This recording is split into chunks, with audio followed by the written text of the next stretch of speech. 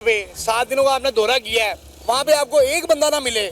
आप prime minister हो के झाड़ू पोछो अल्लाह बना ले हो। इंडिया में भी दहशतगर्दी के हमले होते हैं, इंडिया को कोई टेररिस्ट नहीं कहता। अमेरिका में होते हैं, अमेरिका कोई टेररिस्ट नहीं कहता।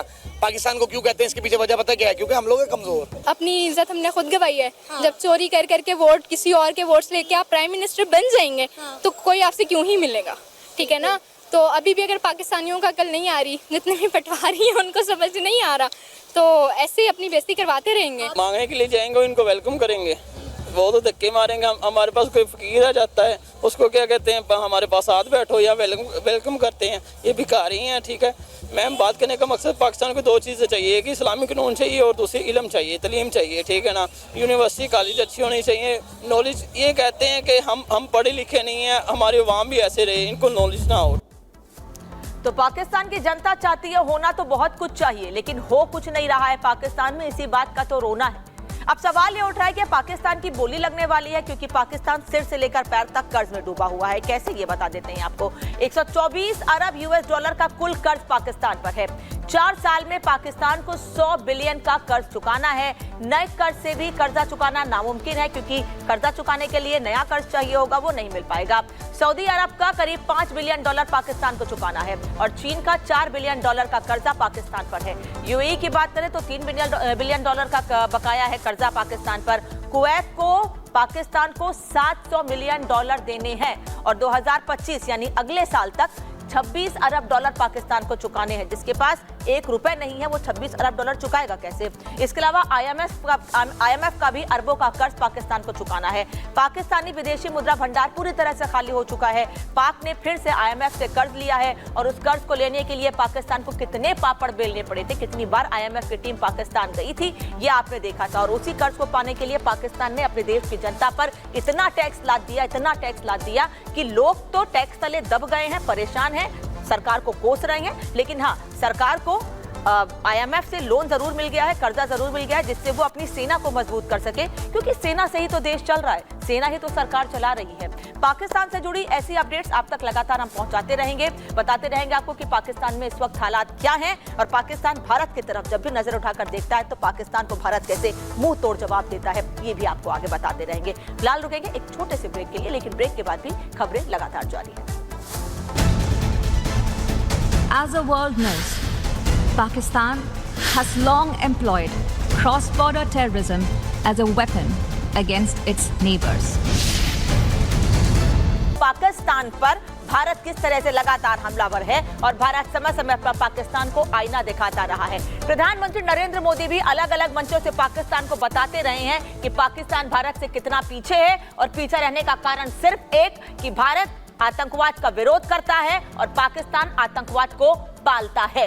और इसी वजह से पाकिस्तान आज बहुत पीछे है। पाकिस्तान अपने कर्मों का, अपना किया हुआ, क्योंकि वो अपने आस्तीन में सांप यानी आतंकवाद पालता है और वही उसको नुकसान पहुंचाता है। भारत ने दुनिया के सबसे बड़े मंच से पाकिस्तान की बखिया उधेड़ कर रख दी है।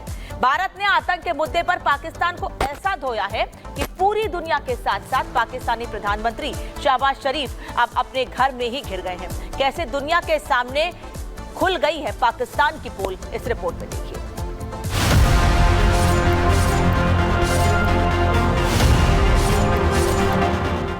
पहले UN में धुलाई, फिर मिली मुंह दिखाई। POK का अलापा राग, पाकिस्तान हुआ बेनखा। कटोरा लेकर पूरी दुनिया में भीख मांगने वाले पड़ोसी मुल्क पाकिस्तान की एक बार फिर घनघोर बेइज्जती हुई है।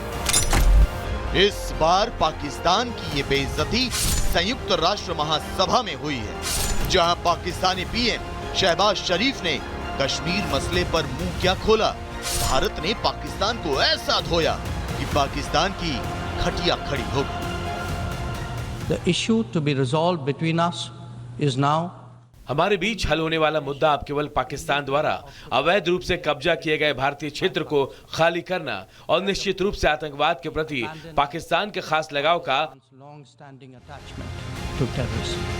हालांकि पाकिस्तान के घिसे पिटे कश्मीर राग का सुरतान तो इस बार तुर्की ने ही बिगाड़ दिया था, जिसने इस बार पाकिस्तान को कश्मीर मुद्दे पर साथ देने से अपने कदम पीछे खींच लिए। लेकिन पाकिस्तान ने भारत पर धमकी देने का लांछन क्या लगाया? भारतीय राजनयिक भाविका मंगलानंदन ने राइट ऑफ रिप्लाई के तहत पाकिस्तान को ऐसा धोया कि सिवाय पगले झांकने के शहबाज शरीफ के पास कोई रास्ता नहीं बचा। A country whose fingerprints are on so many terrorist incidents across the world, whose policies attract the dregs of many societies to make it their home. It is ridiculous that a nation that committed genocide in 1971, we must make clear how unacceptable his words are to all of us. The real truth is that Pakistan covets our territory and in fact has continuously used terrorism to disrupt elections in Jammu and Kashmir, an inalienable and integral part of India.